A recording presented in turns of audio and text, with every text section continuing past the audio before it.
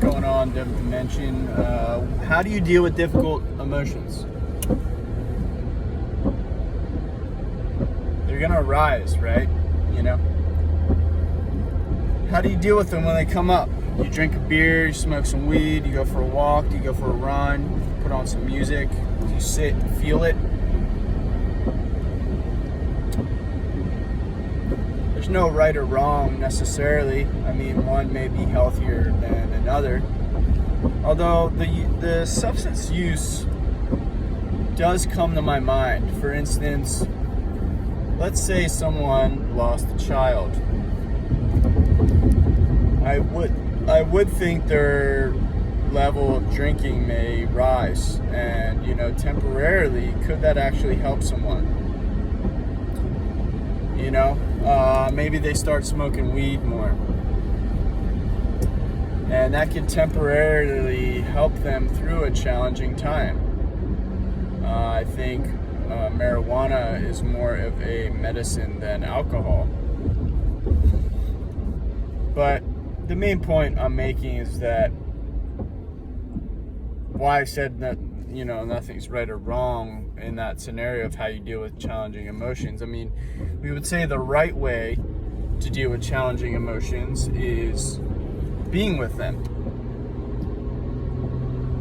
Not having having the impulse to turn on the music and being like, no, I'm just gonna actually feel this. And we don't want to feel it. It's uncomfortable, right? Because we've been taught that certain emotions are good and certain emotions are bad, right? We're taught to get over it as quickly as possible.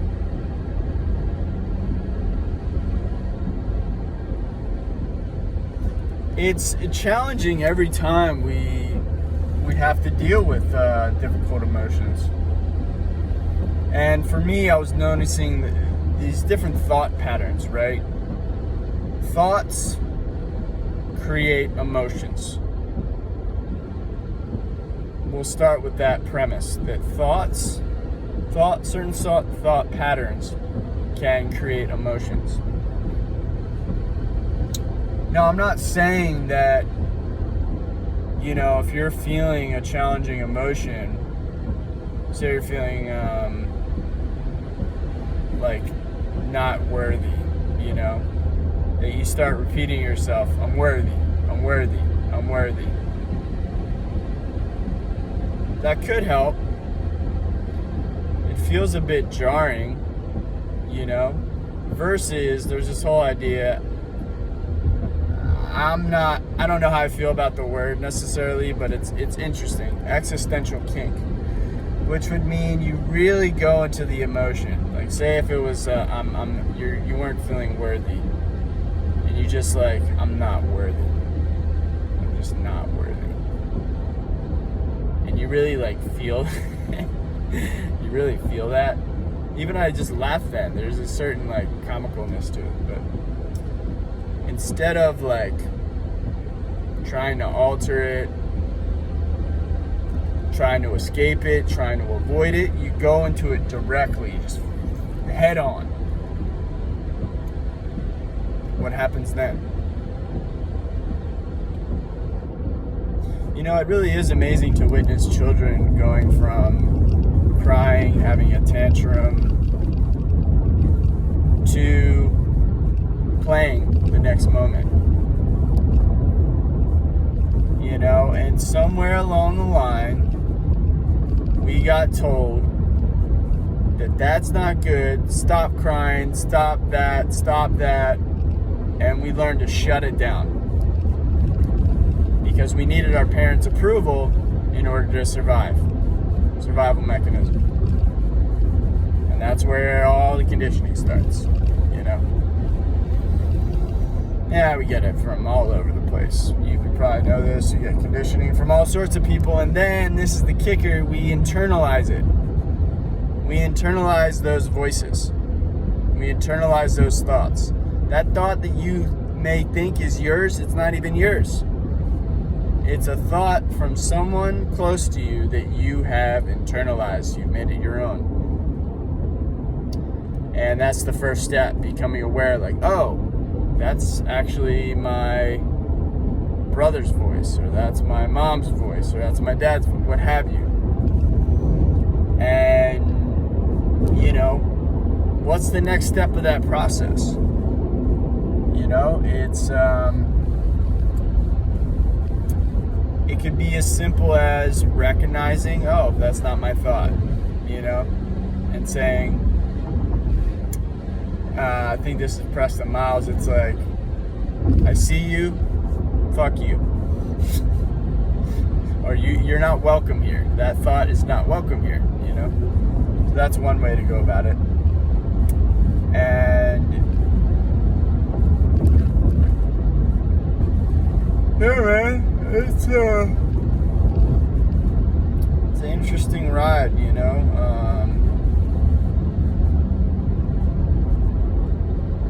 I think diving into it fully intuitively feels to me like the best way to go about it. It's kind of the scariest in a way. What do you mean go into the feeling fully? What do you mean repeating to myself, I'm not worthy when I'm feeling that? I don't know. Try it out. See what happens, you know?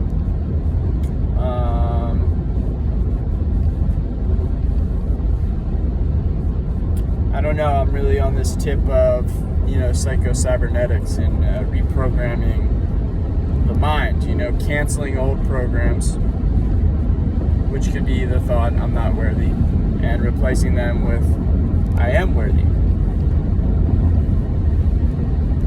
And, you know, again, with so many different things, it's like, can you do it for 6 weeks? Have I really diligently done the work in that book for 6 weeks? No.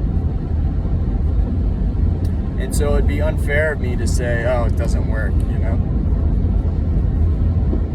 There's a certain part of it where, you know, this is the main practice. You get a negative thought coming through your mind. You say cancel, and then you replace it with an affirmation. And you actually say cancel out loud. It's psycholinguistics, and I want to study that more. I mean, language is just, the words we say can say a lot about us, you know. And so as a counselor, I want to really pay attention to how people are saying the things they're saying and what words they're selecting, and also their facial expressions, or what they're doing with their body, because often those things are unconscious, which is actually, you know, revealing something.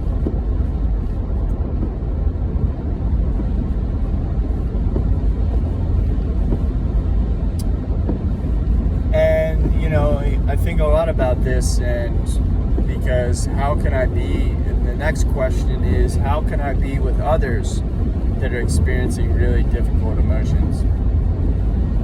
And the example I thought of was these different, I watched a couple videos of court hearings where, you know, so the first one I think of is the dad coming up to the podium, and the guy that killed his daughter is like, you know, like 10 feet away.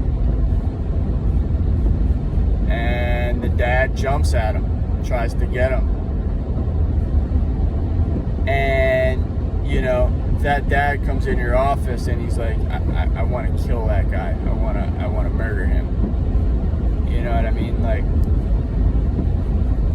that would seem like a fairly normal emotion to feel if you found out that someone killed your son or your daughter, right?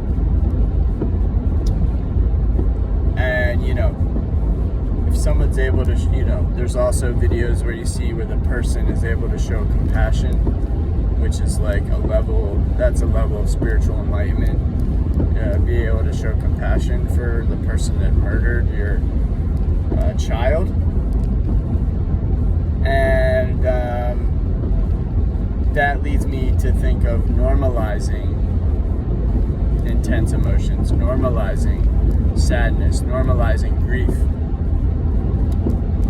and normalizing all the different shades that come with grief.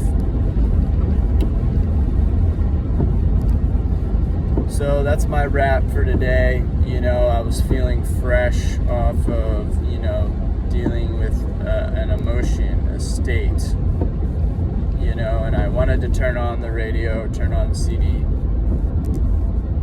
And I said, no, just be with it, just be with it. And we'll see, there's the whole thing of not just putting yourself through things so you can test yourself to see how spiritual you are, It's like, I'll be like, yeah, just like, go into situations or keep putting yourself in situations that make you feel bad to test your level of half mile, turn left. And you don't need to do that either. So, all right, that's my wrap for the day. Thanks for tuning in to The Dimension. How do you deal with difficult, challenging emotions? Drop it in the comments. Appreciate you.